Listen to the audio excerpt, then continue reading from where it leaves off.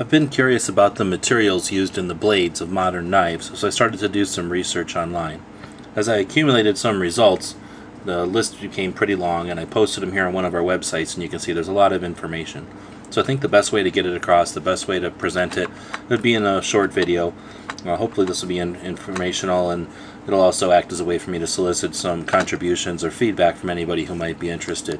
If you'd like to follow along or take a look, we did post it at one of our sites, knifebuyersguide.com/metals, and that's plural with a capital M.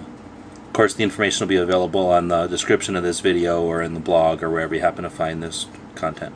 So let's start as if someone had no familiarity with blade materials at all, which is basically where I was starting. The blades, for the most part, are going to be made out of steel. There are some exotic alternatives, which we'll mention at the end, but for the most part, blades are made out of steel. So what is steel? Steel is a combination of iron and carbon, and the percentage of carbon in the mix is what's going to give it its characteristics of hardness or softness and things like that. Other elements that are used, things like manganese and chromium, are also sometimes used in the production of steel. Something like chromium, for example, is going to lend a characteristic of corrosion resistance. So a steel with a high level or a high percentage of chromium is going to be more resistant to rust, for example, than a steel with less chromium. So the beginning of my research here, I just put some of the more common alloys or some of the common elements used in steel, and then the attributes that they give to the final result. Again, some of the alloys and their characteristics. So once we know how steel is made and the way that the ingredients are going to give us a final result, we have to organize all that. So that's done by grading the steel, and that's done by various organizations such as automotive engineers, societies for testing and materials, places that are going to give us a framework or a place to start from.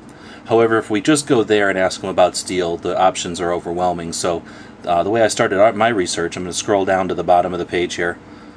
I listed all the manufacturers. So for example, if you go to Benchmade, one of my favorite companies, you go to their website and they're going to give you a lot of information about the steels that they use.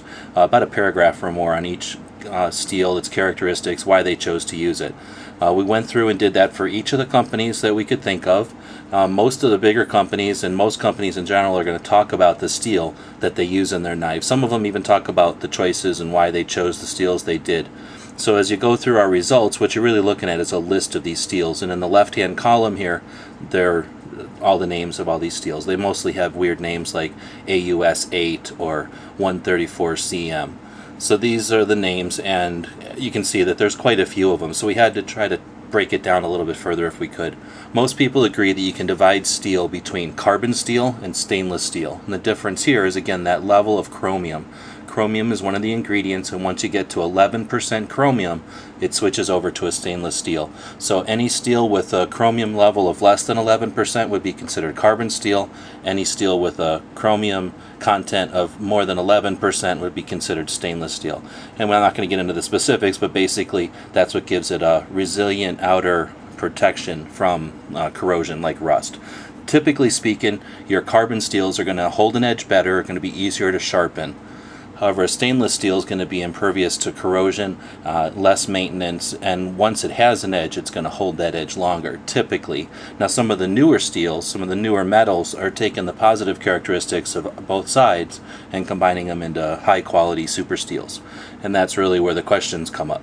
So I've broken it down between the blue side, the carbon steels, and the green side, the stainless steels, and that's just a visual frame so that you can see where you are if you're scrolling up and down the list. So again, I started with the manufacturers, and for example, Cold Steel uses 1055. Ontario Steel mentions they use 1075, and that's where the list developed.